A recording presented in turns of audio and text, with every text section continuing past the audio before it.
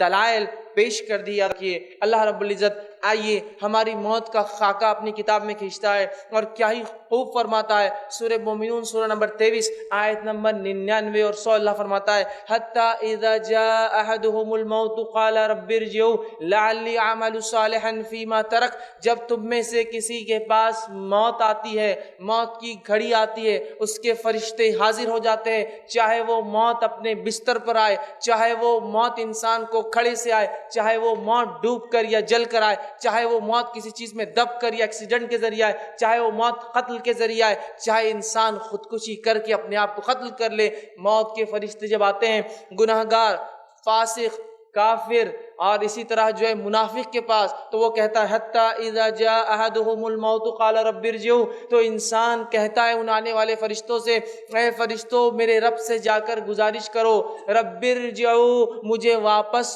لوٹنے کی تھوڑی ڈھیل اور مہلت اور تھوڑا سا ایک پیریڈ، ایک انٹرول، چھوٹا سا مجھے ایک وقفہ دیا جائے، لعلی اعمل صالحا فیما ترک، تاکہ میں دنیا میں جو نیکیاں چھوڑ آیا تھا جا کر واپس کر لوں۔ اگر آستھاوان نہ تھا، ایمان والا نہ تھا، تو آستھا لالوں، ایمان لالوں ایک ستیہ ایشور ہمارے بنانے والے پر، اور اگر گناہگار تھا، ایمان والا تو تھا، تو مہلت مانگیں گا کہ کچھ پنیہ کی اور نیک کام کر کے میں آ جاؤں، تھوڑی سی مجھے ڈھیل اور سہولت اور مہلت دے دی جائے، تو وہ کہیں گا لعلی اعمل صالحا فیما ترک، کہ مجھے تھوڑی سی ڈھیل اور مہلت دی جائے تاکہ نیکیاں جو چھوڑ آیا ہوں پھر کر لوں۔ کلا انہ کلمۃ هو قائلها، رب العزت کی طرف سے وہ فرشتے جواب لے کر آتے ہیں، اے اللہ تیرا بندہ ایک مہلت مانگتا ہے، ڈھیل مانگتا ہے، چھوٹ مانگتا ہے، کیا کیا جائے؟ اللہ جواب دیتا ہے کلا، ہرگز ایسا نہیں ہوگا، انہ کلمۃ هو قائلها، تو دنیا میں عادی تھا اس بات کا، اگلی بار اگلی بار اگلی بار ایک اور چانس، ایک اور مہلت، ایک اور بار مجھے جو موقع دیا جائے۔ کلا انہ کلمۃ هو قائلها، دنیا میں تو عادی تھا صرف یہ بولنے کا کہ ایک اور چانس اور مہلت دیا جائے، اور اللہ فرماتا ہے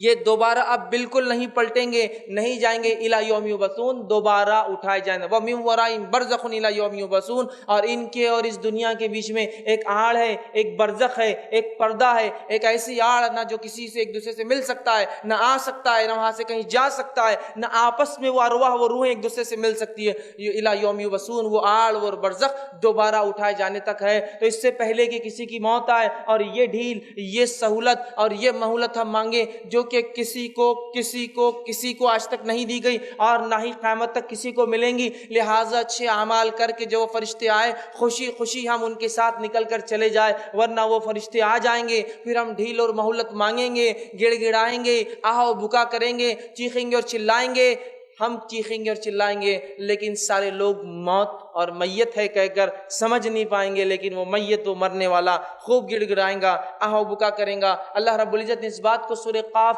سورہ نمبر 50 آیت نمبر 19 میں یوں دہرا فرمایا وَجَاءَتْ سَكْرَةُ الْمَوْتِ بِالْحَقِّ، اور موت کی سکرات، موت کی سختیاں حق کو لے کر آ پہنچی ہے۔ اب غائب کے دروازے کھل چکے ہیں، فرشتے نظر آنے لگے ہیں اور غائب کی دنیا دکھ رہی ہے، فرشتے اپنی جماعت کے ساتھ آئے ہیں، ملک الموت اس روح کو لینے آئے ہیں، جیسے اس کے اعمال ہوں گے ملک الموت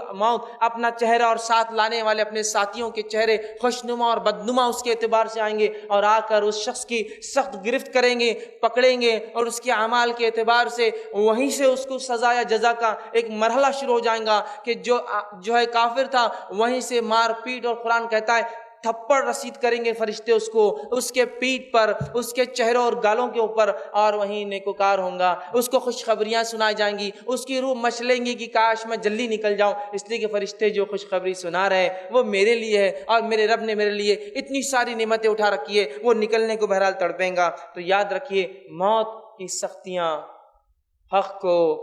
لے کر آ پہنچی، قرآن کہہ رہا ہے وَجَاءَتْ سَكْرَةُ الْمَوْتِ بِالْحَقِّ، موت کی سکرات نزع کی کیفیت حق کو لے کر آ گئی، اور حق اس کے سامنے واضح ہو جاتا ہے۔ انسان جو دنیا میں جیتا ہے اور شروعات سے لے کر خاتمے 4 مرحلے میں زندگی کو گزارتا ہے۔ پہلا مرحلہ عالم ارواح، جب پیدائش سے پہلے میں جہاں تھا اور آپ جہاں تھے۔ دوسرا مرحلہ یہ دنیا کی زندگی جس میں میں اور آپ گزر رہے ہیں، اور جتنے مجھے سن رہے ہیں اور جتنے انسان ابھی زندہ ہیں گزر رہے ہیں۔ تیسرا مرحلہ موت کے بعد وہ نیچے جو قبر کے اندر یا جہاں کہیں جانور نے کھایا ہو، جلا کر راکھ بنا کے اڑا دیا گیا ہو، پانی کے ذریعے بہا دیا گیا ہو یا آنکھ کے اندر کرنٹ دے کر اسے ختم کر کے مٹی بنا دیا گیا ہو، وہ زندگی، وہ ایک اور زندگی، تیسرا اسٹیج۔ پھر اس زندگی کے بعد چوتھا مرحلہ ہے، انسان پھر اٹھائے جائیں گے اور اس کے بعد اعمال کے اعتبار سے جنت یا جہنم میں جائیں گے۔ تو زندگی کے 4 مرحلے ہیں۔ عالم ارواح پیدائش سے پہلے یہ زندگی جس سے میں اور آپ گزر رہے ہیں، وہ زندگی جو موت کے بعد اس گڑھے اور قبر کے اندر اور برزخ میں آئیں گی،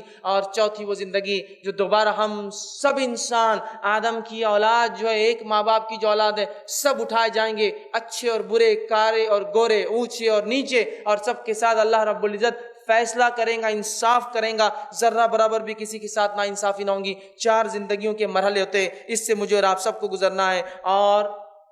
موت زندگی کا سب سے خطرناک، سب سے ہولناک، سب سے سخت مرحلہ ہے جس سے انسان گزرتا ہے۔ یہ پیدائش کے مرحلوں سے بھی کئی درجے زیادہ سخت جو ہے ایک مرحلہ ہے، اور اتنا سخت مرحلہ ہے کہ جس کی کوئی حد نہیں، یاد رکھیے۔ اور موت ایک ایسی حقیقت ہے جس سے کسی کو انکار نہیں۔ اللہ رب العزت نے سورہ آل عمران سورہ نمبر 3 آیت میں 185 میں فرمایا، کل نفس ذائقۃ الموت، ہر نفس کو،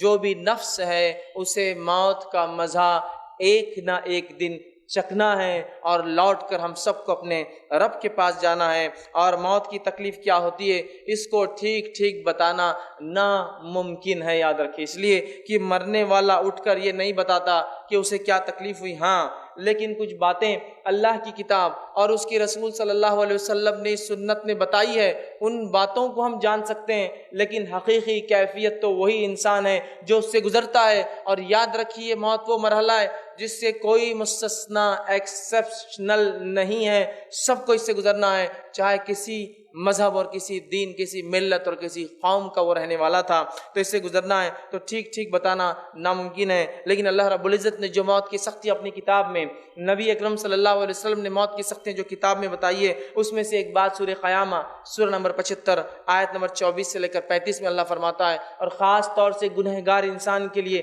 ویسے نیکوکار کے لیے بھی بہت ساری باتیں ہیں، لیکن گنہگار انسان کے لیے اللہ فرماتا ہے، کہتا ہے وَوُجُوهٍ يَوْمَئِذٍ بَاسِرَةٌ، اور اللہ فرماتا ہے اور کتنے چہرے اس دن اداس ہوں گے،